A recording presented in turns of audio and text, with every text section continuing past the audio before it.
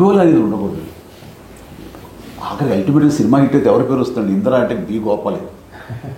డైరెక్టర్కి ఏంటండి సంగీత జ్ఞానం, సాహిత్య జ్ఞానం, లోకతో పాటు లోక జ్ఞానం కూడా ఉన్నారండి. Common sense. ఫస్ట్ పెద్ద ఎపిసోడ్ లక్నోలో పెట్టుకున్నాం. షౌకత్ అలీ ఖాన్ కొడతా ఉండేది, కట్టేసి కొడతా ఉంటే అక్కడ ఒరిజినల్గా అక్కడ డైలాగ్ దెబ్బలు తిని కామ్గా వెళ్ళిపోతారు, డైలాగ్ లేదు అక్కడ. అప్పుడు చిరంజీవి గారు వచ్చి, గోపాల్ ఇక్కడ దెబ్బలు తిని కామ్గా వెళ్ళిపోతున్నాను, ఏదన్నా డైలాగ్ ఉంటే బాగుంటుంది, ఒకసారి గోపాలకృష్ణతో మాట్లాడదామా అన్నారు. ఆయనేమో హైదరాబాద్లో ఉన్నారు. అప్పుడు చెప్పారు గోపాలకృష్ణ గారు, చిరంజీవి గారికి ఇది ఫోన్ ఇచ్చాను, తప్పు నా వైపు ఉంది కాబట్టి తలదించుకొని ఆ డైలాగు లేకపోతే ఆ సీను అంత గొప్పగా ఉండదు. నాకేంటంటే ఏదైనా సరే ఇది రాఘవేంద్రరావు గారు అనేది నేను నేర్చుకున్నది. ఎలాగంటే రాఘవేంద్రరావు గారు ఏదో సినిమాలో మంచి దొంగ సినిమాలో మోహన్ బాబు అలా పైన చూస్తుంటే కింద నుంచి వెళ్ళాలి. అయిన తర్వాత ఫ్రేమ్ పెడుతుంటే ఆయనకి ఎక్కట్లేదు, ఎందుకంటే నేను డౌన్లో ఉండి హీరో ఆపాడు, మోహన్ బాబు క్యారెక్టర్ పైన ఉంటుంది. ఆయనకి నచ్చలేదు, బాబాయ్ నువ్వు అలా 2-3 స్టెప్స్ ఎక్కి రివర్స్ తిరుగు, తను కిందకి దిగి వస్తాను.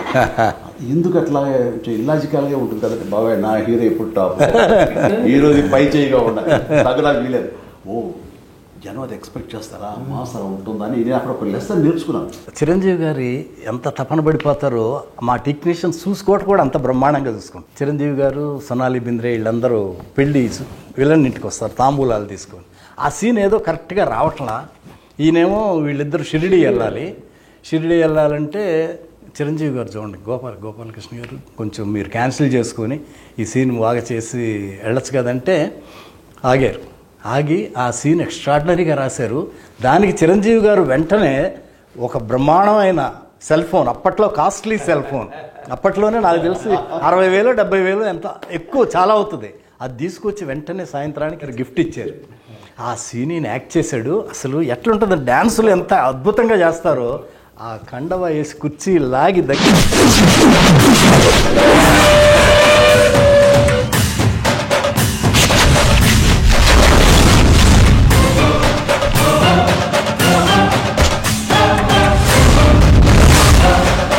సింహాసనం మీద కూర్చునే అర్హత అక్కడ ఆ ఇంద్రుడిది, ఇక్కడ ఈ ఇంద్రసేనుడు. ఎంత బ్రహ్మాండంగా చెప్పారు ఆ డైలాగ్. ఆ సీన్ అన్నా నేను మిడ్ నైట్ 12ంటికి ఇప్పుడు ఎడిటింగ్ చేశా. దత్తు గారు ఒక చోట ఉండగా వచ్చారు, 12 o'clock వచ్చారు. చూపెట్టి గోపాల్ ఎక్స్ట్రాడినరీగా ఉంది, గోపాల్ బ్రహ్మాండంగా ఉంది ఈ సీను అని వెంటనే 12:30కి చిరంజీవి గారికి ఫోన్ చేశారు. ఫోన్ చేస్తే వదినమ్మ సురేఖ్ గారు ఫోన్ తీశారు. దత్తు గారు ఏంటి ఇప్పుడు చేశారు ఏంటంటే, లేదు నేను బాస్తో మాట్లాడాలి, పడుకొని ఉన్నారు, లేపండి మాట్లాడాలన్నారు.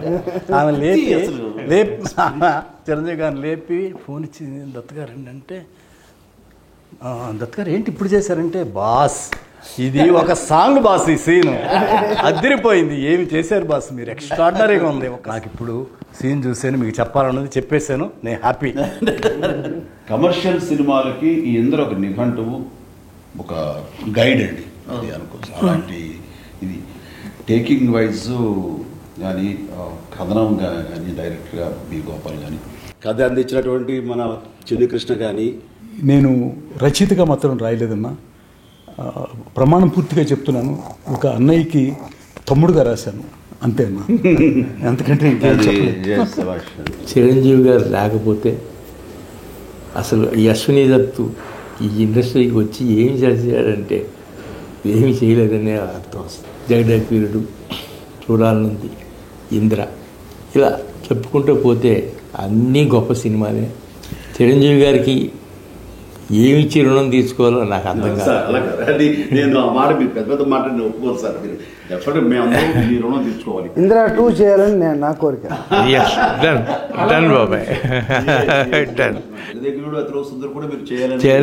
చేయాలనే ఆలోచన ఉంది ముందు చేశారు కాబట్టి.